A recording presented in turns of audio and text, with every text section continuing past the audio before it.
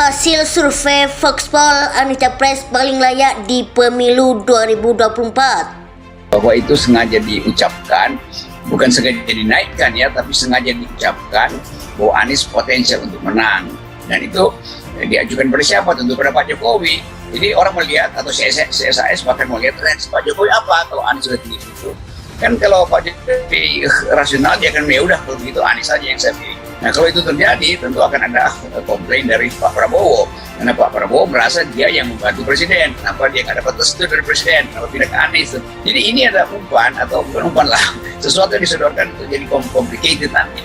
Dan dalam kekalutan itu presiden terpaksa harus memutuskan Ganjar kalau begitu nggak perlu didukung lagi dong, kan begitu.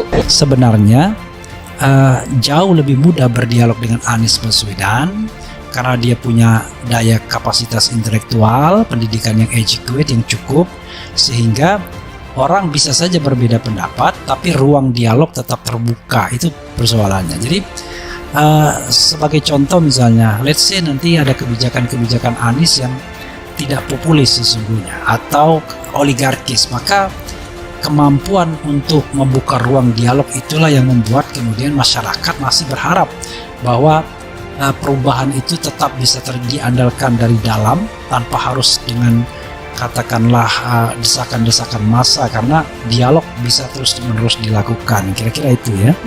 Foxpol Center Research and Consulting menggelar survei terkait peta elektoral dan simulasi kandidat calon presiden atau capres dan calon wakil presiden atau cawapres potensial pada pemilihan presiden atau Pilpres 2024 mendatang.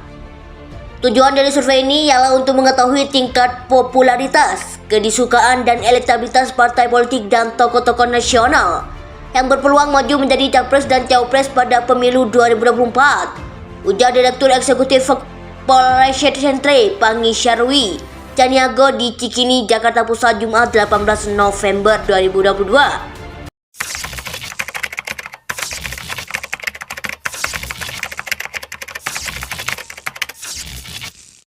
Nah, ini adalah halaman yang paling dicari wartawan ini sebetulnya, karena ini elektabilitas tertutup yang disodorkan namanya, simulasi namanya. Tapi ini simulasinya adalah 16 nama yang kita uji. Pak Anies, Mas Ganjar, Pak Prabowo, Kang Ridwan Kamil, Mas AHY, Andika, Sandiaga Uno, Kofifa, Puan, Gatot, Ahmad Saiku, Ahmad Heriawan, Erlangga Hartarto, Muhaimin, Erik, Salim Asegaf, dan seterusnya. Jadi ini secara tertutup, kalau kita simulasi 16 nama, masih Anies itu 26,1%, Mas Ganjar 25%. Kan faktanya pasti memang begitu. Jadi daripada berupaya untuk menyembunyikan naiknya elektabilitas Anies, mending dipromosikan aja kan, supaya mungkin Pak Jokowi tahu bahwa Anies berbahaya nih, kalau begitu sprindik mesti dikeluarin lebih cepat, kira-kira begitu. Kita mesti hati-hati melihat keadaan di Republik ini melalui lensa CSIS. Lain lagi kalau cara melihat survei yang lain itu pasti soal amplop. Tuh, kalau penantang Anies tiba-tiba melejit, itu pasti kan amplop. Tuh. Kemudian memetakan simulasi pasangan calon potensial yang akan diusung oleh parpol atau gabungan partai politik, serta memetakan peluang dan pola perubahan dukungan terhadap kandidat dan pengaruhnya terhadap parpol. Sambung dia, Anies dinilai capres paling layak pimpin Indonesia di 2024. Pangi menjelaskan berdasarkan survei yang digelar, masyarakat menganggap sosok mantan Gubernur DKI Jakarta Anies Baswedan sebagai capres yang paling layak di Pilpres 2024 mendatang. Anies Rashid Baswedan menjadi calon presiden paling layak menurut publik untuk memimpin Indonesia 2024 mendatang. Anies unggul 34,5%, kata dia. Anies lebih unggul ketimbang Ganjar dan Prabowo.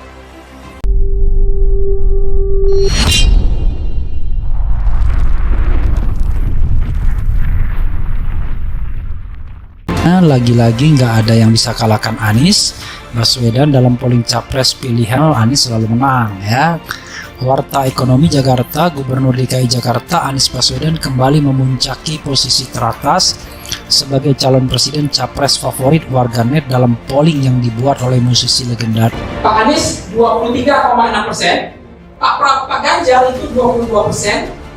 Orang yang menjawab secara langsung yang terekam di benak publik ketika kita tawarkan Bapak akan pilih presiden siapa, mereka jawab secara refleks, Mas Ridwan kamu untuk masuk ini 4,6%. Tapi tidak tahu tidak jawabnya, undecided ini cukup besar. Mereka masih menyembunyikan pilihannya 17,2%. Jadi ini juga kita nggak bisa karena memang mereka nggak mau menjawab. Tapi ini tidak ada sokatnya. Ya, next. Kemudian setelah Anies disusul dua nama lainnya yakni Gubernur Jawa Tengah Ganjar Pranowo dengan pencapaian 32,1% dan Menteri Pertahanan Prabowo Subianto 27,5%. Sebanyak 5,8% tidak tahu atau tidak menjawab tutur Pangi.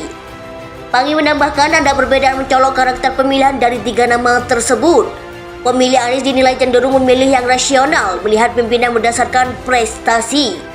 Sementara pemilih Ganjar cenderung memilih yang sosiologis, melihat pimpinan dari kedekatan dengan rakyat. Sedangkan pemilih Prabowo cenderung memilih yang psikologis, melihat dari sisi ketegasan pemimpin. Imbuh Tia. Survei digelar 22 Oktober hingga 7 November 2022.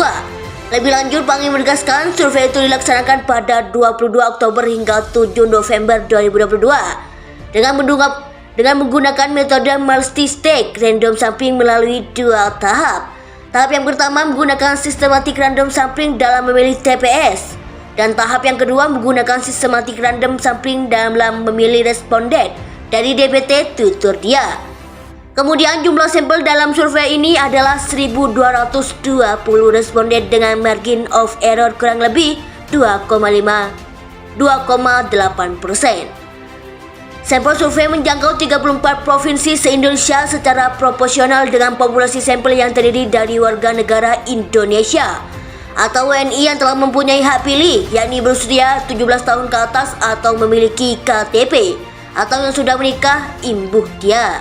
Dan tahap yang kedua menggunakan sistematik random sampling dalam memilih responden dari DPT tutur dia.